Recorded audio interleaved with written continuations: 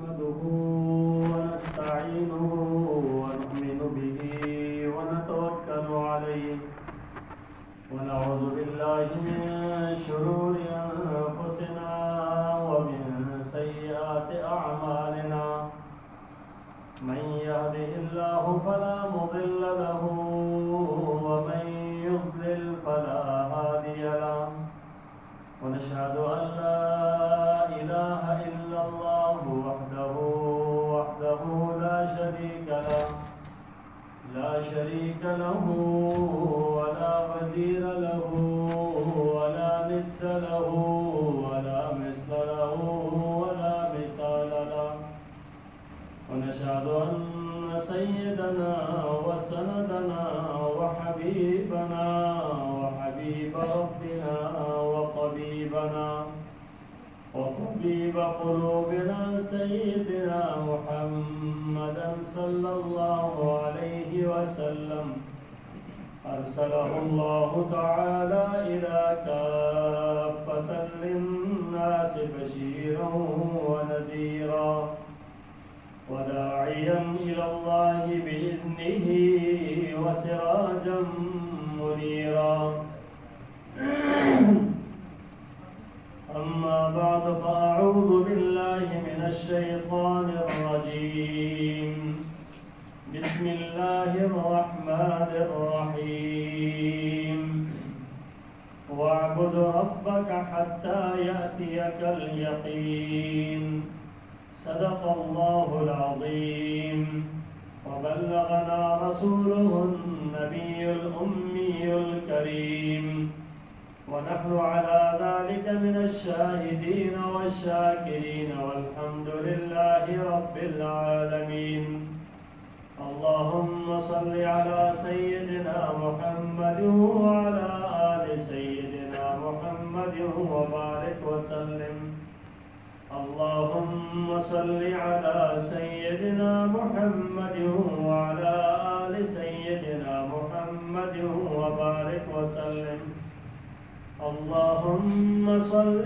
على سيدنا محمد وعلى آل سيدنا محمد وبارك وسلم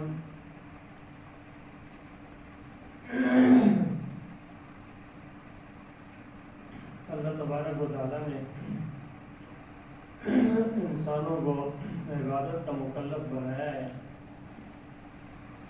اور یہ عبادت زندگی بھر کے لیے ایک انسان جب اس پر نماز فرض ہے تو وہ زندگی بھر پڑھنی ہے، اس میں کچھ ایام نہیں کہ کچھ ایام کے اندر پڑھی اور پھر چھوڑ دی۔ اسی طرح نفلی عبادتیں ہیں تو اس کے بھی کرنے کا حکم ہے کہ جتنا بھی انسان کر سکتا ہے وہ کرتا رہے۔ اسی طریقے سے نفلی صدقات ہو گئے، اس کا بھی یہی حکم ہے۔ جو فرائض ہیں وہ تو پورے کرنے ہی کرنے ہیں، نوافل کا بھی یہی حکم ہے کہ کرتے رہنا چاہیے۔ پھر اس میں خاص موقعوں پر، خاص ایام میں اس کا ثواب بڑھا دیا جاتا ہے۔ جس طرح رمضان المبارک کے اندر عبادت کا ثواب بڑھا دیا گیا، عبادت کا ثواب بڑھ گیا اور وہ ایک فرض 70 فرضوں کے برابر اور نوافل کا ثواب فرض کے برابر، اور اسی طریقے سے ہر نیکی جو ہے نا وہ بڑھا کے دی جاتی ہے۔ تو جیسے یہ رمضان ختم ہوگا تو یہ جو فضیلت ان کے اس کے ساتھ تھی وہ فضیلت ختم ہو جائے گی کہ فرض جو ہے نا وہ 70 فرضوں کے برابر نہیں بلکہ وہ اپنی روٹین پر عام دنوں میں جس طریقے سے فرض کے ثواب ہے وہ ہوگا، لیکن فرض ہی ہے، فرض کو کرنا ہی ہے۔ ہاں رمضان میں ثواب بڑھا دیا جاتا ہے اس کا، ذرا جو نوافل ہے تو رمضان میں اس نفل کا ثواب فرض کے برابر، لیکن اب جیسے یہ رمضان ختم ہوگا تو وہ اب نفل اپنی جگہ پہ اسی طریقے سے جو ثواب اس نفل کا ہے اس پر آ جائے گی، وہ فرض والا جو ثواب جس کو ملتا تھا وہ نہیں ہوگا.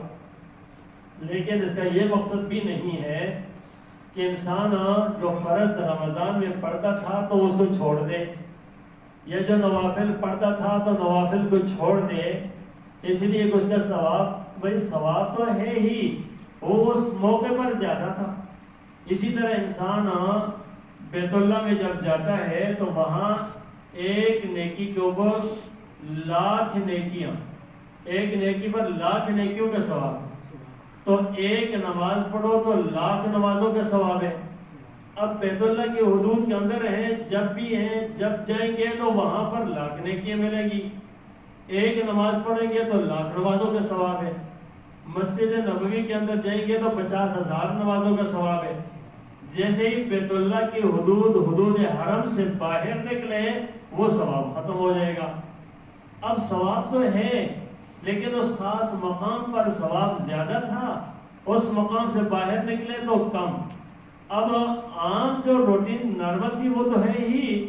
اس کا یہ مطلب نہیں ہے کہ جب بیت اللہ سے باہر نکلے تو اب کہ بھائی ٹھیک ہے میں تو بخشایا ہو گیا اور فضیلت مجھے مل گئی، اب میں چھوڑ دوں.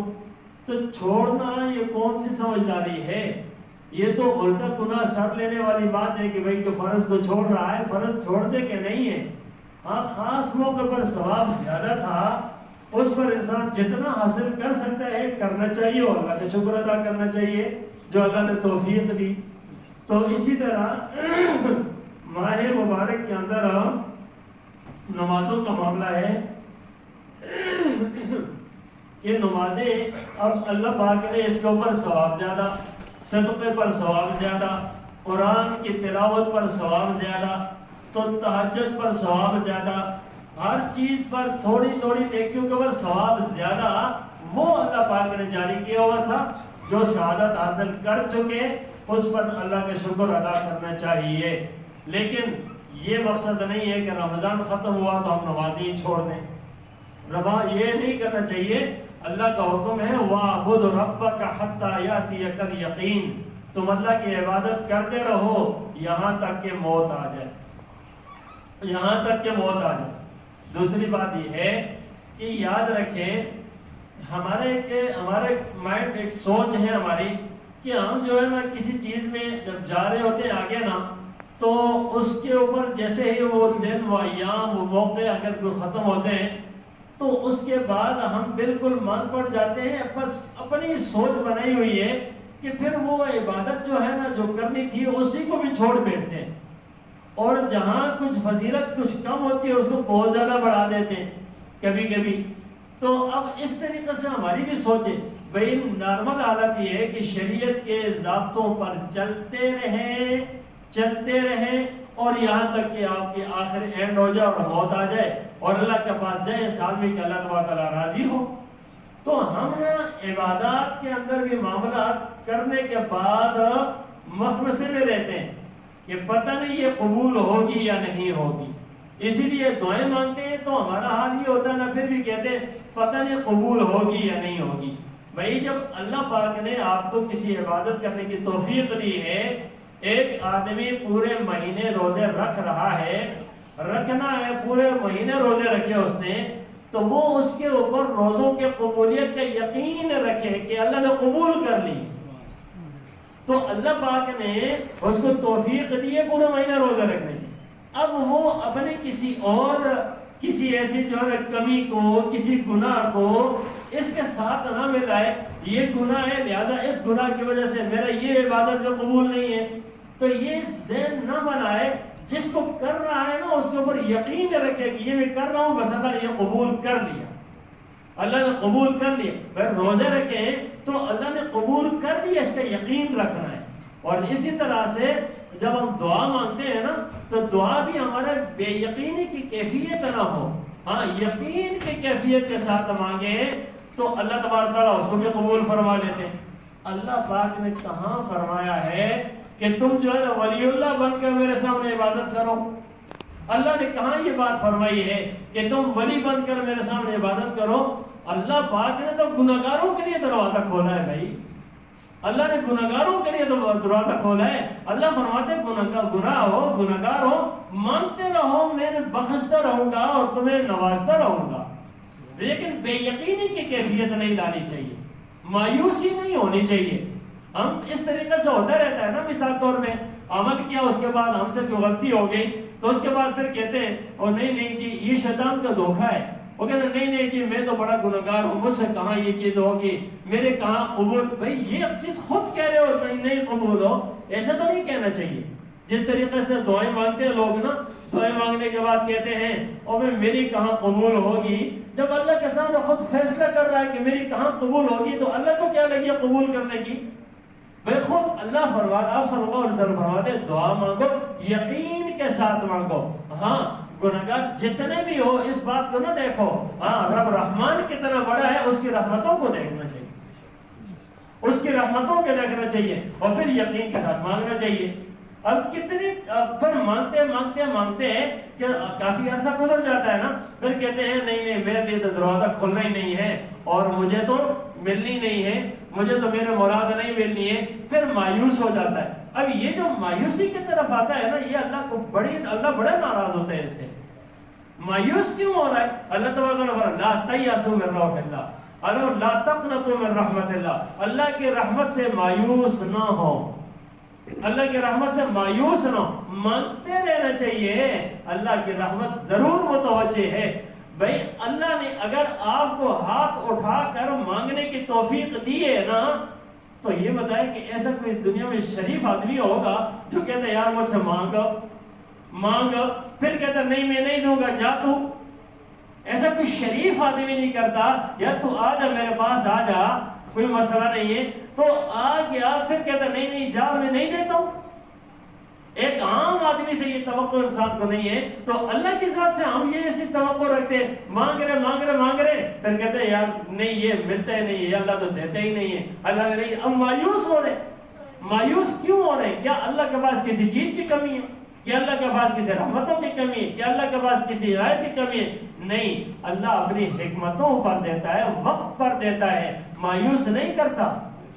لہذا یقین کے ساتھ لگے رہنا چاہیے, مانگتے رہنا چاہیے. مایوسی کون لاتا ہے؟ یہ شیطان لاتا ہے اور کہتا ہے تیری کہاں قبول ہونی ہے, تجھے کہاں ملنا ہے. آئے بس اس طرح کے ذہن میں یہ باتیں لاتا ہے.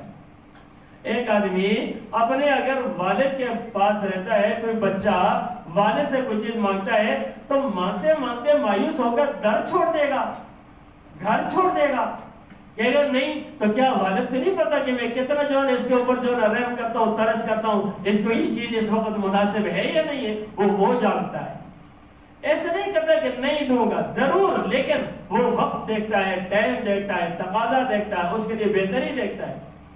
تو اب اگلی آگے سے سرکشی اور نافرمانی شروع کر دے. نہیں ایسا نہیں کرنا چاہیے, بلکہ ہمیں اللہ کی ذات سے یقین کے ساتھ عبادات بھی جاری رکھنی چاہیے, یقین کے ساتھ دعائیں بھی جاری رکھنی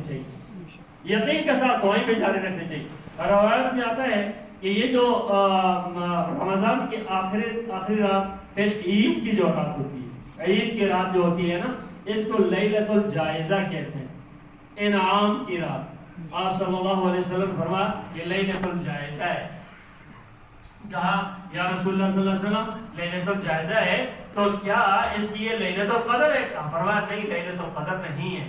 لیکن فرمایا دیکھو جو آدمی بھی عمل کرتا ہے نا, کام کرتا ہے, مزدوری کرتا ہے, اس کو پورا اجر ملتا ہے. کہا ہاں بالکل. کہا اسی طریقے سے رمضان میں, پورا رمضان میں لوگ روزے رکھے ہیں نا, اب روزہ رکھنے کے بعد آخر میں یہ لیلۃ الجائزہ انعام کی رات ہے, جس کے اندر اللہ تبارک تعالیٰ اس کو انعام عطا فرماتے ہیں. اور اس نے فرمایا اس رات میں اتنے لوگوں کی بخشش ہوتی ہے جتنے پورے رمضان کی راتوں میں لوگوں کی بخشش ہوئی تھی. اس رات میں اتنے لوگوں کی بخشش ہوتی ہے. رب کی عنایت دیکھیں تو بخشش ہوتی ہے. بخشش کیا بتاؤ اولیاء کی ہوتی ہے, بھائی گنہگاروں کی ہوتی ہے. آگے بخشش ہوتی ہے اور فلانا بڑا لے گئے یار, وہ جاؤ بھائی ہم گنہگار ہیں, ہماری اللہ کرے گا کہ ہم گنہگار ہیں. ہم یہاں مایوس ہوتے رہتے ہیں, نہیں پتہ نہیں چلے کیا بخشش ہوگی یا نہیں ہوگی. نہیں, یہ چیز نہیں کرتے, یہ شیطان دلوں میں ڈالتا ہے. تو انسان جو جتنا جس حال میں بھی ہے نا اتنا ہے، اتنی بات ضرور رکھا کرے ذہن میں، غلطی کو غلطی کہیں، غلطی کی تعبیر کر کے اس کی تعبیر نہ کریں، غلطی کو غلطی کہتے رہیں، اللہ تعالیٰ ضرور اس کو نوازے گا، اس کو مایوس نہیں کرے گا۔ یہ نہیں ہو سکتا کہ غلطی کو غلطی کہنے والا بھی اس کے بعد مایوس ہو، یہ بات نہیں ہو سکتی، اللہ کے در سے مایوسی نہیں۔ یا عبادی الذین اسرفوا علی انفسہم لا تقنطوا من رحمت اللہ، اے میرے وہ بندو، اے میرے وہ بندو جو گناہ کر کر کر کے، جس نے بہت زیادہ زیادتی کی، بہت زیادہ، اسرفوا علی انفسہم، بہت زیادہ زیادتی کی، فرمایا لا تقنطوا من رحمت اللہ، اللہ کی رحمت سے مایوس کبھی نہ ہو۔ اب اللہ کی رحمت سے مایوس نہ ہو۔ اب دیکھیے کہ ابھی اب اللہ پاک نے روزہ رکھا ہے، اللہ پاک نے اس وقت جو اعمال کرنے کی توفیق دی ہے، تو ہم کون سے کہتے ہیں ہم صحابہ جیسے اعمال کرنے والے لوگ ہیں؟ ہم تو کہتے ہیں یا اللہ اس 15ویں صدی کے اندر جو کچھ ہے ٹوٹے پھوٹے ہر طرف سے جو ہے نا دور بیائی اور برائی کا دور دورہ اور شیطان کا جال بچھا ہوا ہے، اس کے اندر اللہ پاک نے جو توفیق دی ہے ہم یقین رکھتے ہیں اللہ پاک نے قبول بھی فرمائے۔ تو سب اس کا یقین رکھیں انشاءاللہ۔ اگلے دن عید کا دن جب ہوتا ہے، یہ عید کا دن جو ہوتا ہے نا، سبحان اللہ، اس دن تو عجیب سے اللہ پاک کی طرف سے ایک اعلان ہوتا ہے۔ جب ہم کہتے ہیں نا ہم ایک دوسرے کو بڑے خوش ہوتے ہیں نا، خوشی ہے نا، اللہ بھی بندوں کو خوشیاں عنایت فرماتا ہے۔ اور اس دن پہ کیا ہوتا ہے؟ کہتے ہیں اس دن پہ فرشتوں کو راستوں پہ کھڑا کر دیتا ہے اللہ کو۔ حدیث میں آتا ہے آپ صلی اللہ علیہ وسلم فرمائے فرشتے راستوں میں کھڑے ہوتے ہیں، راستوں میں کھڑے ہوتے ہیں، اور پھر کہتے ہیں اللہ تبارک تعالیٰ فرماتے ہیں کہ میرے فرشتوں کیا انعام ہونا چاہیے اس شخص کے لیے کہ جس نے روزے رکھے، جس نے عبادتیں کیے، جس نے تراویح پڑھی ہے، جس نے راتوں کو کھڑے ہو کر تھکا، اپنے آپ کو تھکا کر اور اس نے قرآن سنایا۔ اب آج اس کا کیا بدلہ ہونا چاہیے؟ تو کہا کہ اس کو پورا بدلہ ملنا چاہیے۔ پھر اس کے بعد اللہ صلی اللہ علیہ وسلم فرمایا، اللہ فرماتے ہیں فَبِعِزَّتِي وَجَلَالِي وَكِبْرِيَائِي وَعُلُوِّ شَانِي وَارْتِفَاعِ مَكَانِي، میری عزت کی قسم، میرے جلال کی قسم، میرے بلندی مقام کی قسم، فرمایا اللہ پاک فرماتا ہے میں ان سب کے گناہوں کو بخش دوں۔ اب ہم آ رہے ہوتے ہیں، اس کا ذہن لے کر کہ دیکھو آج لگے ہوا سامان باندھا ہے اور رجسٹر میں لکھا جا رہا ہے، فرشتے موجود ہیں اور آج بخشش کا فیصلے ہو رہے ہیں، تو ہم مایوس کس لیے ہو؟ اللہ پاک نے کیسی سیل لگا دی، اللہ پاک نے کہاں مایوس کیا؟ وہ اللہ قسمیں کھا کر کہتا ہے، تو اللہ نے کتنی خوشیاں دی۔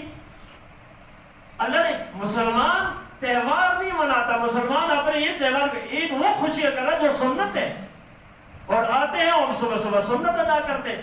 اللہ اکبر کبیرہ۔ عید الفطر، عید الفطر، فطر افطار سے ہے، یہاں بڑی افطار ہوتی ہے۔ رمضان میں ہر دن شام کو جو ہے نا جس طریقے سے افطار، یہ بڑی افطار ہے، آج کے بعد آپ کی افطاری ہے بھائی، اب آزادی ہے، جو چائے کھائے پیے جو بھی ہے، کوئی پابندی نہیں۔ کیا خوشی کا سما ہوتا ہے۔ تو کیا اللہ پاک بندوں کو نہیں خوش کرتا؟ سب کو خوش کرتا ہے۔ تو یہ نہ سمجھے کہ میں کیا ہوں، فلانا ہوں، میں کس حال میں ہوں، میں تو یہ مایوسی صرف اور صرف شیطان دلاتا ہے۔ مایوسی نہیں بلکہ ہم یقین رکھیں آج میری بخشش کے فیصلے ہو گئے، آج اللہ پاک نے میری بخشش کر دی ہے۔ بس یہ ہے کہ ہم اللہ کو راضی کر دینے کے لیے، اللہ کو منانے کے لیے اب ہم کس لیے آئے؟ کیا یہاں کسی کا مقصد تجارت ہے؟ یہاں کسی کا مقصد دنیا داری ہے؟ یہاں کیا مسجد کے اندر آنے والا کس لیے آیا؟ اپنے اللہ کو راضی کرنے کے لیے، یقیناً وہ اللہ کی عبادت کرنے کے لیے آیا، مایوسی نہیں۔